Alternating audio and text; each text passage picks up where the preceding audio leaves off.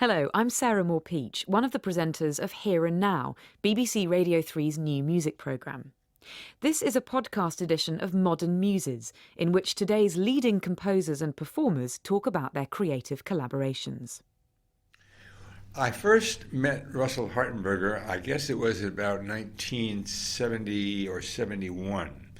I had just come back from a trip in the summer of 1970 to Ghana to study drumming.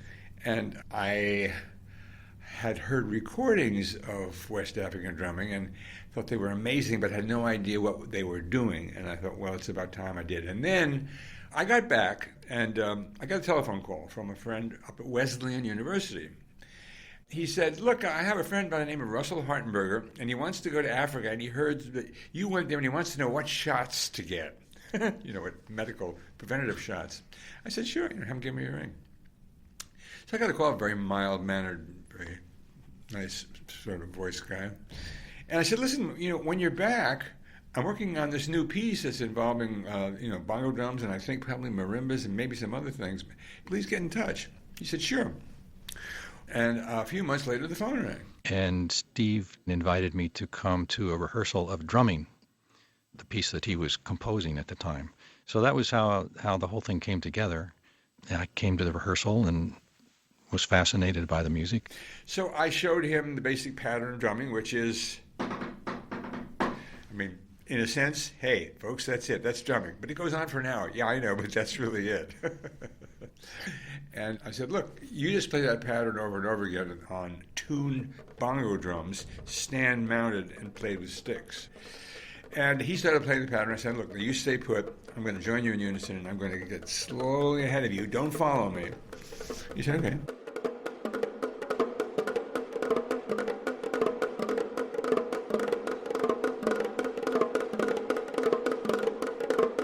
And pretty soon we were, 1/8 note out of phase. And I thought, hey, this guy's solid as a rock. And that is Russell. Russell is solid as a rock in every respect. It was a new experience for me in the context of Western classical music. But at the same time, I was studying African music and North Indian music and South Indian music and gamelan from Indonesia. And those experiences were actually quite similar. For example, my African drumming teacher would show me a pattern. I would imitate it and then repeat it for a very long time until I got it. And it was the same case with drumming. When I came in for a rehearsal, Steve Reich would show me my new part, play it the way he wanted it and in the place he wanted it, and I would imitate it and then repeat it until I got the hang of it. Now, everybody pretty much accepted the fact that I did not use notation. I had the notation, but I realized that it would be, especially with musicians of this quality, much more efficacious to simply play the pattern. He was actually composing it as we rehearsed. He would just bring in a little section of the piece at our weekly rehearsals and teach it to us by rote. I never could have presented the performances that we Steve Reich musicians presented without the conviction and the loyalty to the music. I was young. I had a short fuse. I wasn't the most easiest guy to get along with. But I think everybody recognized that I really was. I was in it for the music. I was devoted, and musicians respond to that. They see somebody who's really. It's not some show or personality. It's a real caring that we get it right. Steve developed a very relaxed rehearsal atmosphere in one sense. The musicians all got along well with each other. I wouldn't call him a taskmaster at all. I would call him a perfectionist. He was very interested in having us play the piece in the way that he wanted it to be played, but he didn't approach it like a dictator. It was a very sort of informal way of instructing, but yet precise. I wrote the music, And I never changed things because people suggested it. I did, in Music for Melody Instruments, Voice and Organ, notice that everybody was kind of yawning in the third section. And that's the worst kind of musical criticism you can get. That's real musical criticism. So I trashed it and I rewrote it. Steve was always willing to incorporate any performer's ideas or opinions into the piece if he thought they were appropriate. In fact, he would often call us at our homes in between rehearsals and ask us how we thought something went or if we thought something would work better another way. So I think it gave the ensemble members a sense of ownership with the piece, even though he was actually the composer. You hear and you hear, because the drums are pitched, they're tuned very carefully, that's my job. You hear these sub-patterns that are created by the interlocking of these two patterns. The people who were performing the resultant patterns would come up with their ideas for rhythmic patterns that they thought sounded interesting, and Steve would incorporate those patterns into the piece.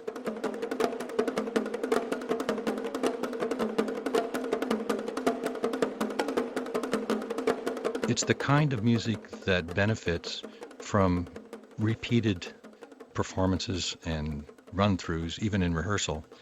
And we rehearsed drumming for the better part of a year. And without having to read notation, the music is embedded in you very clearly, and also you remember it for a long time. In that kind of chamber music, which is what it is, you develop a kind of camaraderie and cooperation, since it is in the interest of all concerned to get it right, to listen carefully and to be helpful if need be. And if you do that for 30 years, you get to be like the Budapest String Quartet.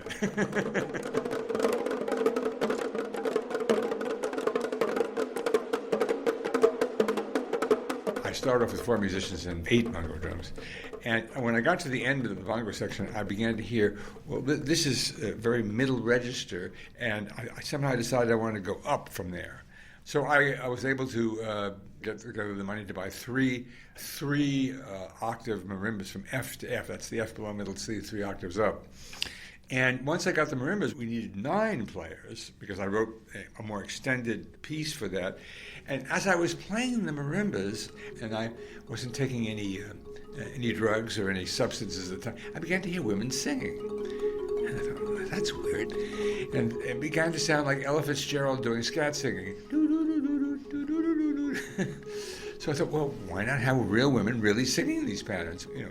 Add women's voices to the ensemble that was going to play drumming.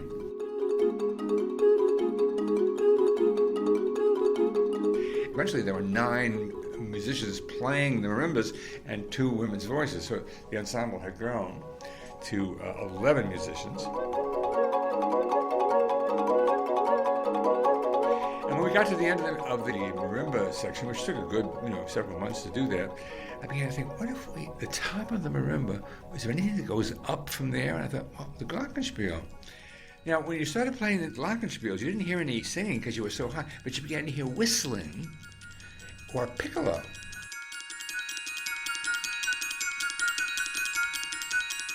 And lo and behold, I became the whistler, and I began to literally, while they were playing, I would whistle patterns that were produced by the 3 glockenspiels, and eventually that patterns got even higher. So all of a sudden we had this odd ensemble, 9 percussionists, 2 women's voices, and piccolo.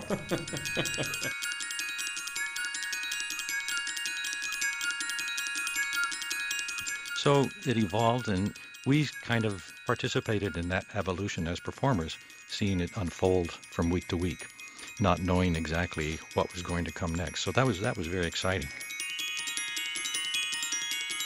So the ethos, the aesthetic, which included a kind of I will listen to what the instruments tell me ethos, determined the instrumentation of the piece. And through all of this, Russell is the kind of commenting and giving good advice and playing away in the drums, in the marimbas, and on the glockenspiels. He plays all those instruments. I don't think any of us realized the extent of the piece when we were rehearsing it. And I'm not sure that Steve even did.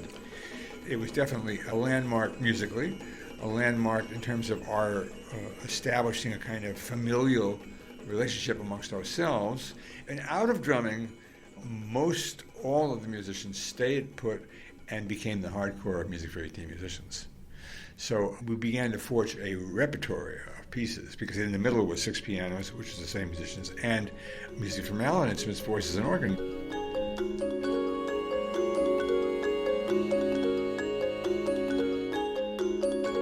As a member of his ensemble and as a close friend, I find him extremely loyal to his performers, extremely considerate of our musical desires and opinions. I think that's been consistent through all the time that I've known him and all the various pieces that I've learned, and I value that very much. If you work with musicians for 30 years, a lot of things become unspoken. And a recognition of excellence is also unspoken. And a big part of the success of my ensemble was that everybody honestly kind of knew where they were at. I was the least of the performers because I am the least of the performers. And everybody got that. And Russell has a sort of warm personality and a friendliness that's very approachable, very welcoming when there were new people who came in, which is also, just understood and appreciated by people around. From the early days when I used to sleep on his couch after a long night rehearsal so I wouldn't have to drive home to my apartment in Middletown, Connecticut, he was very willing to offer career advice, have musical discussions, discuss personal situations that I had or that any other person in the ensemble had. So I felt a strong friendship even from the very beginning. Russell's from Oklahoma. Very plain-spoken, with a kind of honesty that's not pretentious or mannered. It's just plain-spoken. And I think Russell has that perspicacity and loving kindness, which make for a very special human being.